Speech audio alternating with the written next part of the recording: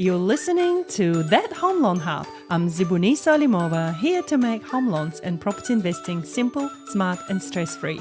Let's get you closer to your property dreams. Hello and welcome back to That Home Loan Hub. Today we're going to talk about something that's on the rise. Let's talk construction. And I'm joined by my trusted sidekick, Kunch. Hey, Kunch. Kia ora, how are you? As you can hear, my voice is not that great. So Yeah, pretty croaky there. I'm not sure how we're going to get through this.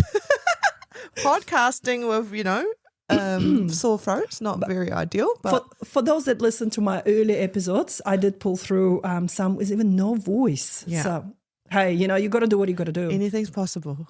That's right. So today, I was reading this really cool report done by one of the banks. Not sure if I should name the bank. But did you know residential construction has dropped, right, back in 2022? Yeah. But now it's actually picking back up. Yeah. So more consents are being issued. Mm-hmm. And guess who is the winner of them all? Which region in New Zealand has the highest consents approved since 2022? Do you want me to guess that? If the listeners, you're listening, you can try to guess. But yes, please. Okay. Who do you think is the winner? Well, I think the area that's pretty much never really gets affected is down south in our Otago area, especially Queenstown. That little sweet spot just keeps pumping, like tourism, everything just keeps going there. It's like its own little isolated booming town.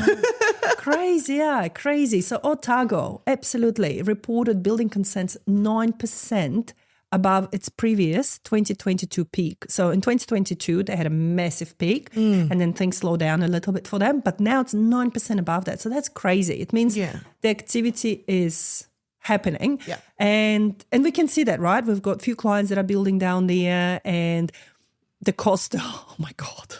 Yeah, well, cost of construction has gone up and it's still going up. So don't know what they got in the water down there.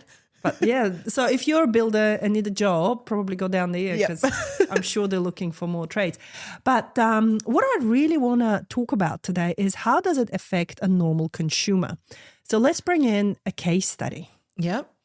You had one really interesting one recently, didn't you? Yeah, so it's like to build or not with a friend. Okay. A friend is a builder. Yes. Okay. And why wouldn't you not want to build with a friend, for instance? Well, there's that friendship and that conflict of interest side of things as well. There's obviously, if the quotes come through more than what you expect or what you've heard and, or you've done your research and things like that, it's going to be a tough conversation to have with that friend to negotiate the price. It's interesting because normally people think, well, I'll build with a mate, it's going to be cheaper. Yeah. And it's helping each other, right? Like supporting his business and he's getting business out of you. So we've recently had that one where a couple came in and they want to build and they're like, cool, we've got this quotes from a friend. And then just as, because the bank needed a few more quotes because that builder is a private builder. Yeah. And they wanted to get a few more quotes to make sure that what they're getting is the right deal for them.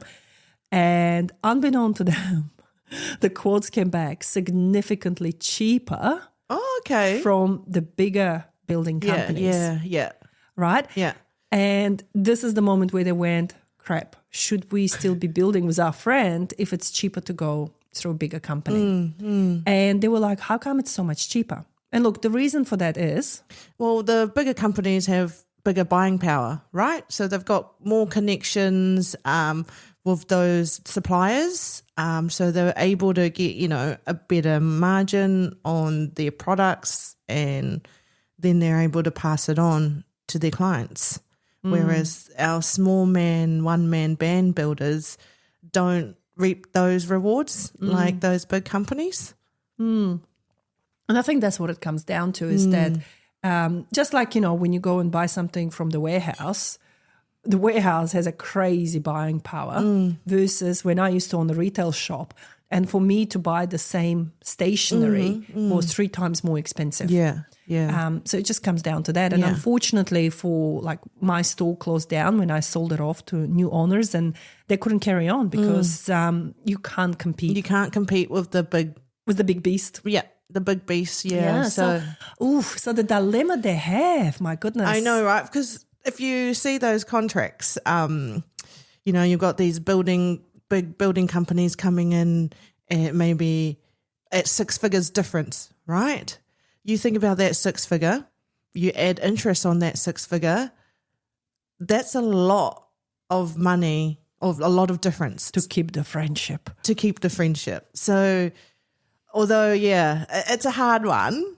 Like you said in the beginning, you want to help your friend, set up this portfolio as well, right? Because they get to add that to their portfolio for their business to grow in the future as well. However, if we're talking about a 6-figure savings to go with bigger, you've got to think about yourself personally and your own financial position, because then at the end of the day, you don't want to bankrupt yourself to please your friend. And the thing is, like, if it's a big project, and I've seen them go wrong, right? The builder that built my house, they've gone bankrupt, they've gone under because it was a big project for them. The price of the building was increasing and they underestimated. And even if it was a fixed price contract, we still ended up paying way more, but that wasn't saving grace for them. So you got to be careful also to look out for your friends. So maybe be a good friend, look out for your builder friend and not build with them. Obviously find out what their contingency plan is and if they've got their overhead for any mistakes that will come through in terms of that build side as well. Because when you're building, you're looking for that fixed price contract as well. So a fixed price contract is the price that's locked in. Have they built in, and a house does not get built overnight. It takes months, right? Or years. So have they built in the cost increase into that fixed price contract?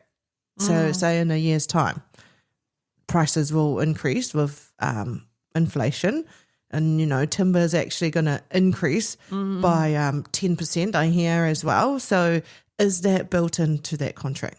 Exactly. And then has your mate got 10% to cover it if it's not built into that contract? Exactly. Yeah. Exactly. So that's an interesting industry to be in. It's definitely coming back and it's starting to grow. But, if you're one-man band and you don't have that buying capacity, this is where you got to think it through. What are you doing? Yeah, and whether you should be teaming up with maybe a bigger company to pull through the projects. Subcontracting with the bigger companies might be a interesting. plan. Interesting.